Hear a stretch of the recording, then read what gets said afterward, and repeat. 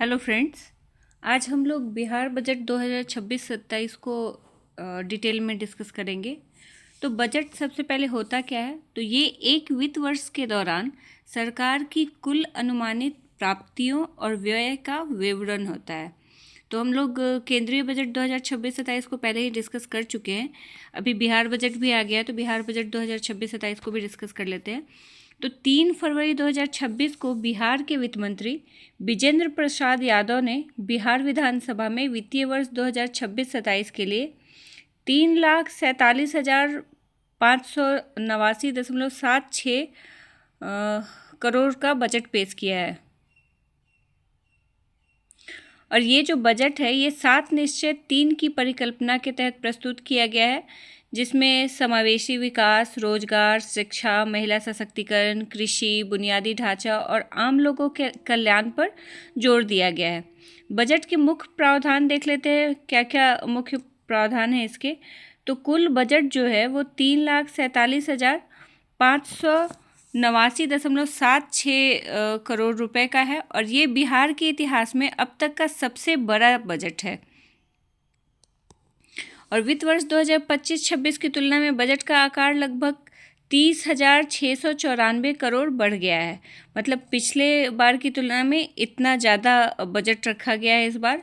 और इस बार राजस्व एवं प्रतिबद्ध व्यय जो है वो 2,25,434 करोड़ रुपए का है। वहीं पूंजीगत व्यय देखें तो ये 63,455.84 करोड़ रुपए का है। योजना पर कितना व्यय होगा? तो 1,22,155 करोड़ रुपए।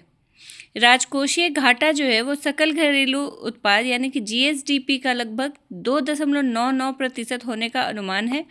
और ये जो बजट है ये 7 निश्चय 3 रोड मैप द्वारा निर्देशित है, जिसका उद्देश्य प्रति व्यक्ति आय को दुगना करना और 1 करोड़ नौकरियां सृजित करना है। तो ये बिहार सरकार का लक्ष्य है 1 करोड़ नौकरियां सृजित करने का। अब विभाग वाइज देख लेते हैं कि किस विभाग के लिए बजट में क्या है। तो सबसे पहले शिक्षा। तो शिक्षा क्षेत्र को 68,216 करोड़ का उच्चतम आवंटन प्राप्त हुआ है, जो स्कूली शिक्षा, शिक्षक सहायता, बुनियादी ढांचे और सीखने की गुणवत्ता को प्राथमिकता से दर्शाता है। गुणवत्तापूर्ण शिक्षा को बढ़ावा देने के लिए प्रत्येक पंचायत में एक मॉडल स्कूल स्थापित किया जाएगा और 85 उच्च माध्यमिक विद्यालय को अनुकरणीय मॉडल विद्यालय के रूप में विकसित किया जा रहा है। हर प्रखंड में आदर्श विद्यालय और डिग्री कॉलेज भी खोले जाने की तैयारी है। अब महिला सशक्तिकरण एवं सामाजिक कल्याण के लिए क्या है बजट में? तो बजट में स्वयं सहायता समूह और संबंधित कल्याणकारी योजनाओं के माध्यम से 1.56 करोड़ महिलाओं को सहायता प्रदान करने पर जोर दिया गया है और 1,56,00,000 महिलाओं को रोजगार के लिए 2 लाख रुपए तक की सहायता की बात की गई है। ठीक है। सामाजिक कल्याण प्रावधानों में महिलाओं, बच्चों, बुजुर्गों और कमजोर वर्गों को लाभ पहुंचाने वाली योजनाओं के लिए 7,724 करोड़ शामिल हैं और 94 लाख गरीब परिवारों को उद्यमी बनाने का लक्ष्य इस साल भी जारी है। ये लक्ष्य पिछले साल के बजट में भी था और इस साल के बजट में भी इसको कंटिन्यू किया गया है। अब कृषि और किसान के संबंध में क्या है? तो इसमें सहायता किसानों को दी जाने जननायक कर्पूरी ठाकुर किसान सम्मान निधि के तहत जो किसानों को सहायता दी जाती थी उसको 3,000 रुपये बढ़ाकर 9,000 प्रतिवर्ष कर दिया गया। पहले 6,000 रुपये प्रतिवर्ष मिलता था, अब उनको 9,000 रुपये प्रतिवर्ष मिलेगा। वहीं कृषि स्टार्टअप हब बनाने के लिए बिहार कृषि एक्सीलरेशन मिशन का गठन होगा। बिहार एपी इंफ्रास्ट्रक्चर मिशन के तहत प्रारंभिक चरण में 1 लाख करोड़ के निवेश का लक्ष्य रखा गया है। वहीं राज्य में एआई युक्त यांत्रिक कृषि मिशन के गठन की भी तैयारी है। जलवायु अनुकूल खेती के लिए सभी जिलों में 190 मॉडल कृषि गांव विकसित किए जा रहे हैं। और बिहार बजट 2026-27 में गन्ना बीज की उपलब्धता बढ़ाने पर भी जोर दिया गया है। इसके लिए गन्ना नर्सरी कार्यक्रम के साथ आधुनिक टिश्यू कल्चर लैब खोली जाएगी और मुख्यमंत्री गन्ना विकास कार्यक्रम के लिए 49 करोड़ रुपया योजना पर खर्च होगा। और जो भी गन्ना मिल बंद है उसके भी पुनरुद्धार का चर्चा इस बजट में किया गया है। तो उनको भी फिर से स्टार्ट करने की बात कही गई है। अब अवसंरचना एवं कनेक्टिविटी के क्षेत्र में देख लेते हैं तो 5 नए एक्सप्रेसवे का इसमें चर्चा किया गया है इस बजट में, जो बेहतर सड़क नेटवर्क और शहरी विकास सहित प्रमुख अवसंरचना परियोजनाओं की भी घोषणा की गई है। सभी सिंगल लेन रोड को डबल लेन बनाने का चर्चा है। इसके अलावा नदियों पर भी पुल बनाने की बात कही गई है। 4 एक्सप्रेसवे जो है पटना पूर्णिया, वाराणसी कोलकाता, गोरखपुर सिलीगुड़ी और रक्सौल हल्दिया, ये इनके निर्माण की कार्रवाई शुरू है। और सरकार ने 7 निश्चय 3 कब से कब तक है, तो वर्ष 2025 से 30 के लिए 7 निश्चय 3 को लागू किया गया है। इसके अंतर्गत 5 नए एक्सप्रेसवे बनाने का फैसला लिया गया है। और बिहार के बजट में पथ निर्माण विभाग के बजट में पिछले वर्ष की तुलना में 598 करोड़ की बढ़ोतरी की गई है। वहीं ग्रामीण सड़कों के निर्माण के लिए ग्रामीण कार्य विभाग के बजट में 211 करोड़ रुपए की बढ़ोतरी की गई है। उद्योग और निवेश देख लेते हैं तो इस क्षेत्र में नई औद्योगिक नीति का उद्देश्य बड़े पैमाने पर निवेश आकर्षित करना और निजी क्षेत्र की भागीदारी को बढ़ाना है।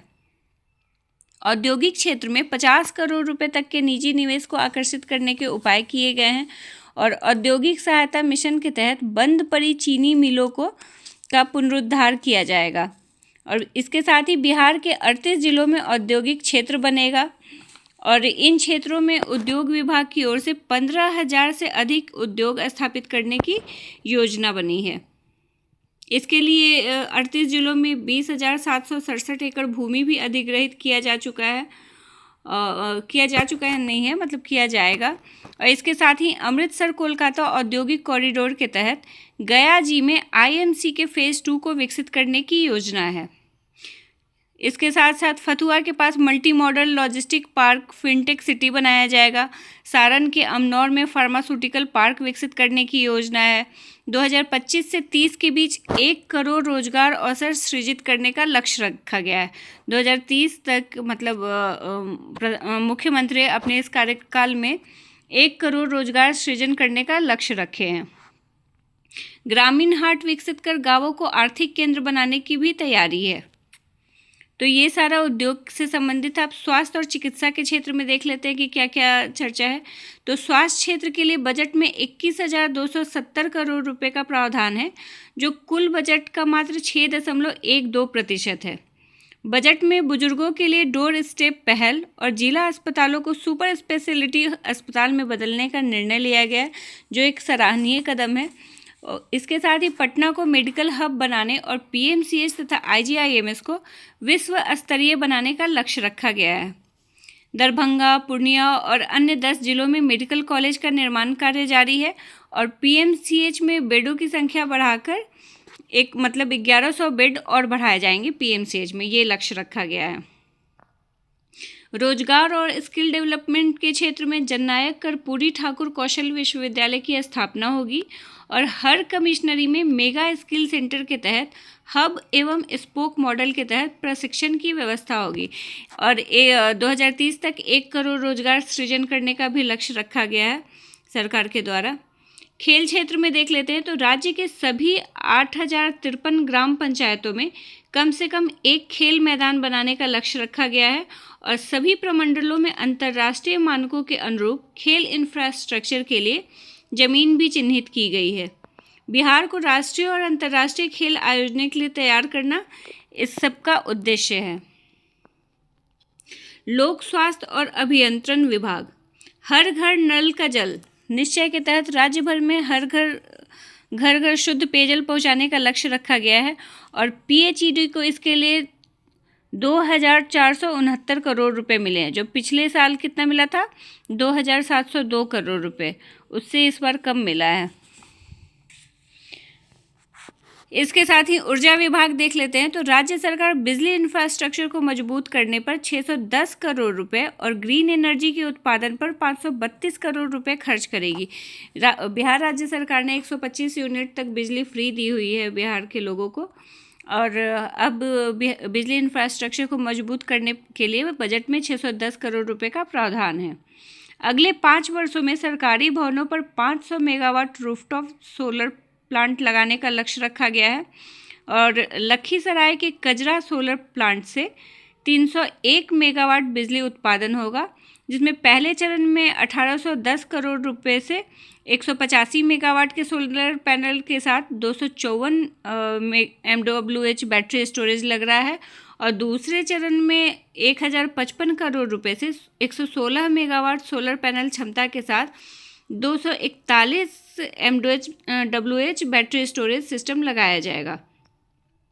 राज्य के 10 लाख BPL परिवारों के घरों पर पहले चरण में 1.1 किलोवाट का निःशुल्क सोलर पैनल लगाया जाएगा और 58 लाख BPL परिवारों को कुटीर ज्योति श्रेणी का कनेक्शन दिया जाएगा।